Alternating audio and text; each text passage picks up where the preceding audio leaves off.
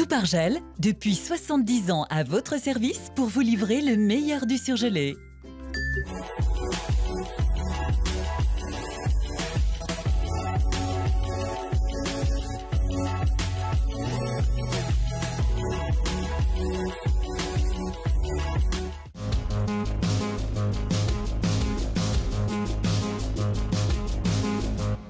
Des braqueurs ouvrent le feu sur la police la nuit dernière à Villefranche. Nouvelle mobilisation des avocats contre la réforme de la justice. Enfin, la victoire de l'Asvel hier soir à l'Astrobal face à Châlons.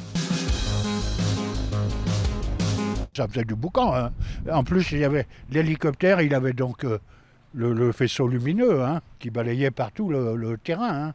Grosse frayeur pour les habitants de cette impasse tranquille à Arnas dans le Beaujolais. La nuit dernière, vers 3 heures, des malfrats font brusquement irruption dans une maison pour s'y retrancher avant d'être interpellés par la police.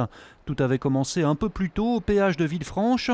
Les forces de l'ordre postées là attendaient, semble-t-il, une équipe de braqueurs chevronnés, auteurs présumés d'un casse de bijouterie au Luxembourg. Plusieurs coups de feu ont été tirés par les individus en direction des forces de police présentes. C'est pour ça que je dis et j'affirme que ce sont véritablement des individus qui étaient déterminés à surtout ne pas se faire interpeller par les services de police. Une interpellation qui aura donc lieu un peu plus tard à Arnas. À l'issue de l'échappatoire qui leur a été peut-être laissée faite par les services de la BRI de Lyon, les individus ont pris la fuite en direction d'une commune limitrophe où ils sont rentrés dans le domicile en fait, de bons citoyens qui dormaient tranquillement et se sont retranchés en fait, à l'intérieur. Ils ont tout de suite été logés par les services de police puisqu'un hélicoptère avait été mis à disposition des équipages sur place et se sont rendus. 4 interpellations auraient donc été réalisées. On ignore pour l'instant si le butin a été retrouvé. On est en grève totale. Ça veut dire qu'on fait la grève des audiences, on fait la grève des permanences pénales, on fait la grève de tous les contentieux. Les avocats ont le sens du théâtre et ils ont procédé à l'enterrement de la justice aujourd'hui à Lyon. Ils s'opposent toujours au projet de réforme et à ses conséquences. L'État trouve que le budget de la justice est trop important et souhaite transférer des pans entiers de l'activité à l'administration. L'exemple qu'on a eu, c'est le transfert de la révision des pensions alimentaires auprès des caisses d'allocation familiale. Ce qui veut dire que les justiciables vont dépendre de la CAF pour pouvoir fixer leur pension alimentaire. Ce qui est prévu dans le projet de loi, c'est la suppression des tribunaux d'instance. On nous dit aujourd'hui que finalement ces anciens tribunaux d'instance, comme le tribunal d'instance de Villeurbanne, seront uniquement des chambres déléguées du tribunal de grande instance. Ce qu'on craint fortement, c'est que ces anciennes juridictions qui étaient proches des justiciables soient purement et simplement fermées à terme. Une nouvelle journée d'action est prévue le 30 mars et demain, certains avocats se joindront aux manifestations du service public.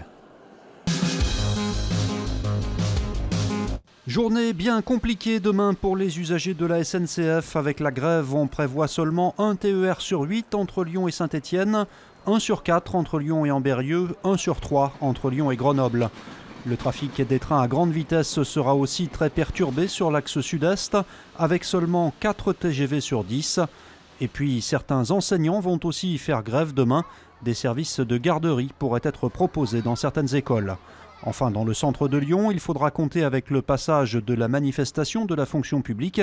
Elle partira à 10h30 de la place Bellecour pour rejoindre la préfecture. Nous sommes dans la salle des Treuils de la porte aval, donc de l'écluse de Pierre-Bénite. C'est un chantier au cours duquel nos équipes viennent remplacer les poulies et les câbles des contrepoids qui permettent la manœuvre de la porte. C'est la grande révision pour les écluses du Baronne. Depuis 12 jours et comme chaque année, elles sont 14 à subir des travaux de maintenance, histoire de s'assurer de leur bon fonctionnement. 12 jours, soit le temps nécessaire pour contrôler notamment les parties immergées et électromécaniques comme à Pierre-Bénite. Pour cette année à Pierre-Bénite, nous avons beaucoup de chantiers, que ce soit côté porte-amont, porte-aval, mais aussi de contrôle, d'inspection de l'ensemble de nos ouvrages d'art. Et c'est vrai qu'à Pierre-Bénite, cette année, nous avons un programme très chargé. Durant ce chantier, le Rhône est fermé à la navigation. Les bateaux pourront de nouveau circuler demain dès 5 h du matin. Donc là, on s'affaire à remettre en service les équipements les uns après les autres. Donc on fait nos contrôles en local pour permettre effectivement à 5 h du matin, encore une fois, de redémarrer. L'écluse de Pierre-Bénite voit passer en moyenne 30 navires par jour. En attaque, quand on est comme ça, c'est dur à nous arrêter. Une réaction était attendue de sa part et l'Asvel a répondu avec la manière. Après 3 défaites de rang en championnat, le club villeurbanais est reparti de l'avant dans un derby spectaculaire face à Châlons. Les coéquipiers de Charles Cahudi ont fait preuve d'adresse et de justesse technique pour s'imposer largement 104 à 90, mais ils ont avant tout semblé retrouver de la sérénité dans leur jeu. On s'est tous remis en question, quoi. On a tous parlé, on s'est dit voilà, faut qu'on se relâche, on est trop crispé quand on jouait, on trouvait pas nos repères sur le terrain. Et là, on a changé la donne ce soir et c'est très bien.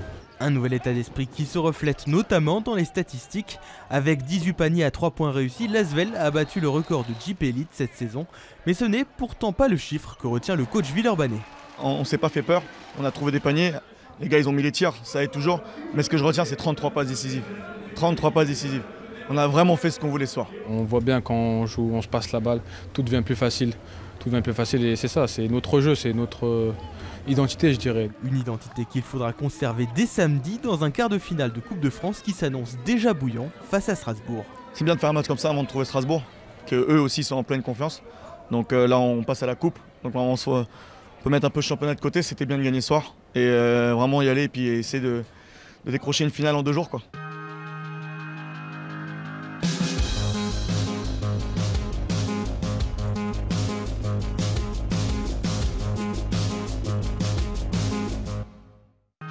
L'info continue sur TLM.tv, les réseaux sociaux et le fil info.